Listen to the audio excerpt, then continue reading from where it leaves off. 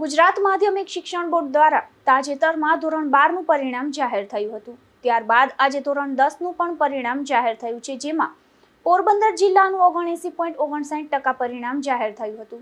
જો કે ગત વર્ષની સરખામણીમાં આ વર્ષે 0.83% ઓછું પરિણામ આવ્યું છે. ગુજરાત માધ્યમિક શિક્ષણ બોર્ડ દ્વારા માર્ચ માસમાં ધોરણ 10 અને 12ની બોર્ડની પરીક્ષા લેવામાં આવી હતી. ત્યારે આ પરીક્ષાનું તાજેતરમાં જ ધોરણ 12નું પરિણામ વેબસાઇટ મારફતે જાહેર કરવામાં આવ્યું હતું. ત્યારે આજે ધોરણ 10નું પરિણામ વેબસાઇટ મારફતે જાહેર કરવામાં આવ્યું હતું, જેમાં પોરબંદર જિલ્લાનું ધોરણ 10નું 79.59% પરિણામ જાહેર થયું હતું. તેમજ જિલ્લામાં A1 ગ્રેડમાં 231 અને A2 ગ્રેડમાં 590 વિદ્યાર્થીઓ આવ્યા હતા. જિલ્લામાં ગત વર્ષની સરખામણીમાં આ વર્ષે 0.83% પરિણામમાં ઘટાડો થયો હતો. પોરબંદર જિલ્લામાં પોરબંદર સેન્ટરનું 81%, રાણાવાવનું 73.57%, કુતિયાણાનું 89.57%, માધવપુરનું 72.74%, મહિયારીનું 94.72%, રાણાકંડોળા સેન્ટરનું 82.58%, વિસાવાડા સેન્ટરનું 68.35%, દેવડા સેન્ટરનું 58.13%, નાક્કા સેન્ટરનું 65.93% અને બળેજ સેન્ટરનું 91.14% પરિણામ જાહેર થયું હતું. નમસ્કાર. આજે બોર્ડના રિઝલ્ટની અંદર રાજ્ય સરકારે જે બોર્ડનું પરિણામ એસએસસીનું રજૂ કર્યું છે એમાં 83.86% જેટલું રિઝલ્ટ છે.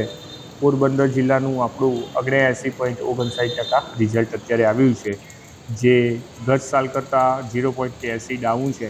છતાં પણ એકંદરે 5 વર્ષનું રિઝલ્ટ જોઈએ છે તે પ્રમાણે રિઝલ્ટ પોરબંદર જિલ્લાનું સારું છે. A1ની અંદર આપણા 231 વિદ્યાર્થીઓ આવ્યા છે, A2ની અંદર 590 આવ્યા છે અને B1ની અંદર 850, B2ની અંદર 1035, C1માં 1066 અને C2ની અંદર 524, Dની અંદર 33, E1ની અંદર 742 ને E2ની અંદર 638. આમ કુલ 4329 આપણા જિલ્લામાંથી પાસ થયા છે. એટલે એકંદરે 79.59% જેટલું આપણું રિઝલ્ટ છે.